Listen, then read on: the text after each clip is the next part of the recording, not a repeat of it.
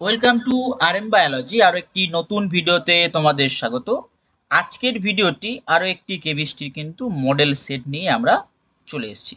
তো আজকের এই মডেল সেটে তোমরা 16টা প্রশ্ন পাবে, যে প্রশ্নগুলো তোমাদের পরীক্ষায় আসার মতো কিন্তু প্রশ্ন। তো এখনো পর্যন্ত যারা ফার্স্ট মডেল সেট দেখোনি, এই ভিডিও ডেসক্রিপশন বক্স ও আই বাটন থেকে দেখে নিও, এবং রাতে তোমাদের কিন্তু বায়োলজি ক্লাস যেমন হয় তেমন হবে। আমি কমিউনিটি পোস্ট দিয়ে দিয়েছি, তোমরা কিন্তু শিডিউলটা একবার চেক করে নাও। তো চলো ভিডিওটি শুরু করা যাক। প্রথম প্রশ্ন আছে রুবিডিয়াম, যার পারমাণবিক ক্রমাঙ্ক বলে দেওয়া হয়েছে। এর জন্য কোয়ান্টাম সেট কোনটা সঠিক সেটা নির্ণয় করতে বলা হয়েছে। তো এটা আমরা কি করে অ্যাপ্রোচ করব দেখো। প্রথমে আমরা রুবিডিয়াম যেহেতু বলে দেওয়া আছে 37, তাই রুবিডিয়ামের ইলেকট্রন বিন্যাসটা আমরা বের করে নেব। রুবিডিয়ামের ইলেকট্রন বিন্যাস, তো আমি রুবিডিয়াম ইলেকট্রন বিন্যাস বের করতে গেলে ক্রিপ্টনটা তোমরা জানো প্রত্যেকেই, ক্রিপ্টন লিখে নিতে হয় এবং সেখানে তারপরে লিখতে হয় 5s1। বুঝতে পেরেছো? এবারে যেহেতু শেষটা 5 নম্বর আছে, তাহলে অর্থাৎ n ইকুয়াল টু 5 হবে। n ইকুয়াল টু 5, তাহলে দেখো অপশন বিটা অটোমেটিক্যালি ক্যান্সেল হয়ে গেল। n ইকুয়াল টু 5 হলে তারপরে আসে l। তো আমি এর আগের ক্লাসে তোমাদের বুঝিয়ে দিয়েছিলাম যে s এর জন্য l এর মান 0 হয়, তাহলে এখানে l এর মানটা 0 হয়ে যাবে। তাহলে দেখো অটোমেটিক্যালি d ক্যান্সেল হয়ে গেল এবং কি ক্যান্সেল হয়ে গেল, এও ক্যান্সেল হয়ে গেল। তাহলে তুমি আর যদি বাকিটা নাই বা জানো, উত্তর তোমার হয়ে যাবে কিন্তু সি। উত্তর কি হয়ে যাবে? সি। বুঝতে পেরেছো? তারপর এর উত্তর কিন্তু সি। তোমরা এই পিডিএফটা পেয়ে যাবে। দেখো কোনটি, এটা এই প্রশ্নটা কিন্তু বেশ আসে, এই প্রশ্নটা SMFWB জেন পাসে এবছর কিন্তু আসার সম্ভাবনা আছে এইরকম টাইপের প্রশ্ন। ঠিক আছে, এই প্রশ্নগুলো নিটেও আসা দেখা যায়। তো এইভাবে আমরা কিভাবে করব, এটা একটা থিওরি বেসড প্রশ্ন। একটু তোমাদের জিনিসটা মুখস্থ রাখতে হয় যে VSPER এই যে থিওরি আছে, এই থিওরি অনুযায়ী, এই থিওরি ওয়াইজ আমরা একটা জিনিস জানি, সেটা হচ্ছে লোন পেয়ার, তারপরে আসে হচ্ছে লোন পেয়ার বন্ড পেয়ার, এবং তারপরে আসে বন্ড পেয়ার। এটা কিন্তু এই VSPER থিওরি অনুযায়ী। তো এক্ষেত্রে এই থিওরি অনুযায়ী উত্তরটি হয়ে যাবে ডি। তার কারণ এই যে পার্টিকুলার এই জায়গাটা আছে, এই জায়গাটা দুটো আছে নিঃসঙ্গ ইলেকট্রন জোড়, এখানে হচ্ছে দুটো হতে পারে নিঃসঙ্গ, এখানে হচ্ছে একটা, তাহলে এইটা কিন্তু উত্তর হয়ে যাবে অপশন ডি। তো অপশন ডি কারেক্ট। পরবর্তী 0.1 n NH4OH এবং 0.1 n NH4Cl দ্রবণের পিএইচ এর মানটা দেখো দেয়া রয়েছে, এবং তাহলে জিজ্ঞেস করেছে NH4OH এর কেবি কত হবে। ঠিক আছে, এটা জিজ্ঞেস করেছে। দেখো, তো আমি যদি অ্যান্সার তোমাদের করে দিই, আমি সবকটা অ্যান্সারই করে দেবো। তো NH4OH প্লাস NH4Cl, এটা এক ধরনের কি বাফার তৈরি করবে, এটা এক ধরনের বেসিক বাফার তৈরি করবে। এটার ফলে আমরা বেসিক বাফার পাবো, বেসিক বাফার। তাহলে বেসিক বাফারের ক্ষেত্রে দেখো পিওএইচটা বলে দেয়া আছে, মানে পিএইচটা বলে দেয়া আছে। আমি পিওএইচটা কিভাবে বের করব, pKb plus log salt by base, log base. তাহলে পিকেবির মান 14 ধরে নেব, পিএইচ এর মান পিওএইচ সমান, এবারে যদি আমরা এটা করি তাহলে 14 মাইনাস 9.25, তাহলে কত থাকছে 4.75, কত হচ্ছে 4.75 হবে। এবার সেই 4.75 ইকুয়াল টু আমরা কি বলতে পারি, পি কে বি যেটা বার করতে বলেছে, প্লাস লগ 0.1 বাই 0.1, এইটার যে যদি আমরা ক্যালকুলেশন করি, তাহলে সেক্ষেত্রে পিকেবির মানটা কত দাঁড়াচ্ছে, 4.75 দাঁড়াচ্ছে। দেখো অপশন বি তে রয়েছে।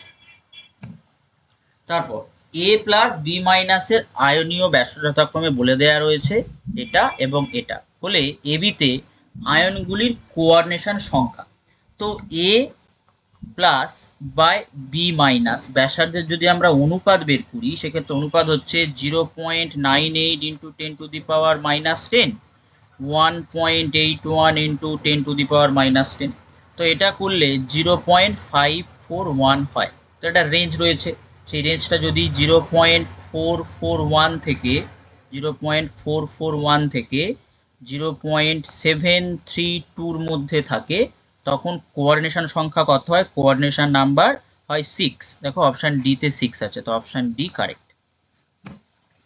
5 নম্বর প্রশ্ন, নিচের কোনটির ক্ষেত্রে ভ্যান টপ গুণকের মান সর্বোচ্চ হয়? দেখো 50% আয়নি বিশিষ্ট, তারপর হচ্ছে K2SO4 40%, FeCl3 30%, SnCl4 20%।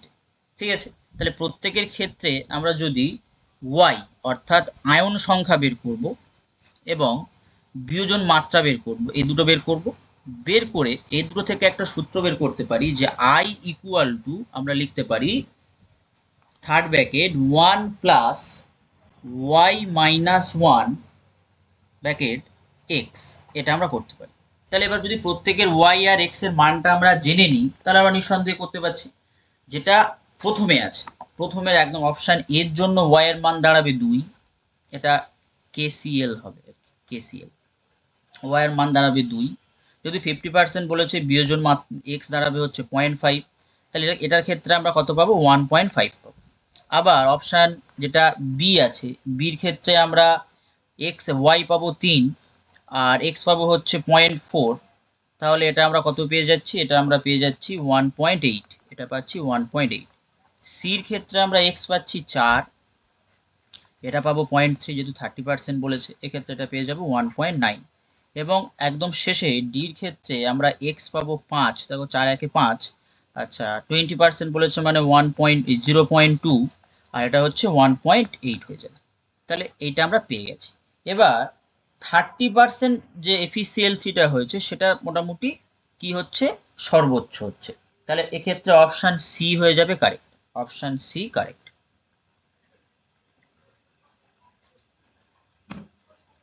তারপর হাইপোফসফরাস অ্যাসিডের সংকেত জিজ্ঞেস করেছে, হাইপোফসফরাস অ্যাসিডের গঠন সংকেত। তো সব থেকে আগে হাইপোফসফরাস অ্যাসিডের যদি সংকেতটা আমরা জানি, সেটা হচ্ছে H3PO2। সেটা করলে আমরা গঠন সংকেত এভাবে লিখতে পারি HPOHO।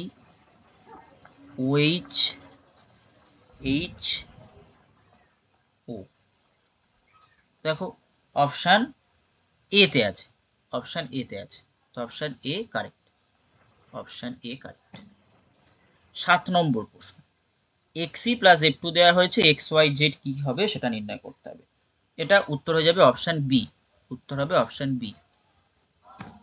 তারপরে 8 নম্বর প্রশ্ন, বিউটান 2,3-ডাইঅলের কয়টি আলোক সক্রিয় স্টিরিও আইসোমার সম্ভব? 8 এর ক্ষেত্রে উত্তর হয়ে যাবে অপশান বি, দুটো। নিচের কোনটি সর্বাধিক সুস্থিত? নিচের কোনটি সর্বাধিক সুস্থিত? অপশান বি, অপশান বি সর্বাধিক সুস্থিত। তার কারণ হচ্ছে এই যে এটার ক্ষেত্রে পজিটিভ যে চার্জ আছে, পজিটিভ চার্জ ইলেকট্রন প্রদানকারী, পজিটিভ চার্জ ইলেকট্রন প্রদানকারী সবচেয়ে কাছে, সবচেয়ে কাছে দেখো CH3 গ্রুপ আছে, CH3 আছে, CH3 কি প্লাস আই এফেক্ট দেখায়, প্লাস আই এফেক্ট দেখালে ধনাত্মক আধানকে কি করবে? প্রশমিত করে দেবে, প্রশমিত করে দিলে সব থেকে এটা সুস্থিত হবে, অর্থাৎ অপশন বিটা কারেক্ট। পরের প্রশ্ন, ঘরের উষ্ণতায় যে KO2 এর চৌম্বক ভ্রামকের মান, এই KO2-র জন্য আমরা জানি যে O2 যে মাইনাসটা, O2 মাইনাসের আনপেয়ার্ড ইলেকট্রনের সংখ্যা কিন্তু 1। যদি আনপেয়ার্ড ইলেকট্রনের সংখ্যা 1 হয়, তাহলে আমরা সূত্রে যদি ফেলে দিই n ইন্টু n+2, এই সূত্রে ফেললে আমাদের আসে হচ্ছে √3, তার মান আমরা বের করি 1.73 বোর ম্যাগনেটন হয়, BM, অর্থাৎ অপশন বি। 11 যে প্রশ্ন, এটা একটা থিওরিটিক্যাল প্রশ্ন, 11 প্রশ্নটা গ্রাফ দেওয়া রয়েছে, এক্ষেত্রে উত্তরটা হয়ে যাবে কিন্তু অপশন সি। তারপরে 12 নম্বর প্রশ্ন, 12 নম্বর প্রশ্ন যদি আমরা দেখি, 12 নম্বর প্রশ্নের ক্ষেত্রে এই যে পার্টিকুলার জায়গাটা, উত্তরটা হবে কিন্তু অপশন সি, অপশন সি হবে উত্তর। কারণ NaBH4 এটা সিলেক্টিভ জারণ ঘটায়, অর্থাৎ ডবল বন্ডকে বিজারিত করে না, শুধুমাত্র কার্বনিল গ্রুপকে বিজারণ করে দেয়। ডবল বন্ড বিজারিত হবে না, শুধুমাত্র কার্বনিল গ্রুপটাই বিজারিত হয়ে যাবে। অপশন সিটা হবে কারেক্ট অ্যান্সার। তারপর 13 নম্বর যে প্রশ্ন আছে, 13 নম্বর এই প্রশ্নটা এফ বি আর এটা আছে। তাহলে এটা হলে এটা দেখো কি হচ্ছে একদম শেষে এই এটা জিজ্ঞেস করেছে। এটার ক্ষেত্রে আমরা পাবো একদম শেষে পাবো কোনটা, এফ পাবো এবং CH2OH পাবো, CH2OH, অর্থাৎ 13 বি হচ্ছে কারেক্ট, 13 বি। তারপর দুটো থিওরিক্যাল প্রশ্ন আছে একসঙ্গে এনেছি। ক্যালগন কি? ক্যালগন হচ্ছে এক প্রকারের পলিমেটা ফসফেট। আর সাবানে জীবাণুনাশক হিসাবে কি ব্যবহৃত হয়? বায়োথায়োনল ব্যবহৃত হয়। আজকের ভিডিওর লাস্ট প্রশ্ন বা আজকের এপিসোডের লাস্ট প্রশ্ন, K4FeCN6 যৌগে পাই বন্ডের সংখ্যা দেখো। তাহলে হচ্ছে K4FeCN6 অর্থাৎ এই পার্টিকুলার জায়গাটা 6টা আছে, তার মধ্যে বন্ড কটা আছে? 3টে আছে। এবং দেখো একটা শর্টকাট তোমাদের বলে দিই, বন্ড এখানে সিগমা হয় আর পাই হয়। দেখো সিগমার শেষে মা কথাটা আছে, সিগমার শেষে মা কথাটা আছে। মা ন্যাচারালি একজনই হয়, একটা মা হয়, মা।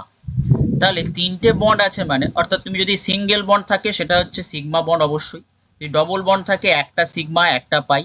এবার যেহেতু এখানে 3টে বন্ড আছে তাহলে একটা সিগমা হবে, সরি একটা হবে, আচ্ছা একটা হবে সিগমা আর এই বাকি দুটো হবে পাই। তাহলে দেখো এখানে একটাই যদি আমরা দুটো পাই পাই তাহলে 6টা মানে কটা হবে?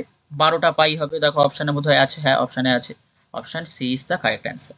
তো আজকের ভিডিওটি এই পর্যন্ত। চ্যানেলটি অবশ্যই করে সাবস্ক্রাইব করে নাও এরকম ভিডিও সব থেকে আগে পাওয়ার জন্য, এবং পিডিএফটি তোমরা কিছুক্ষণের মধ্যেই পিন কমেন্টে পেয়ে যাবে, তাই একটু পরে তোমরা কিন্তু পিন কমেন্টটি চেক করো।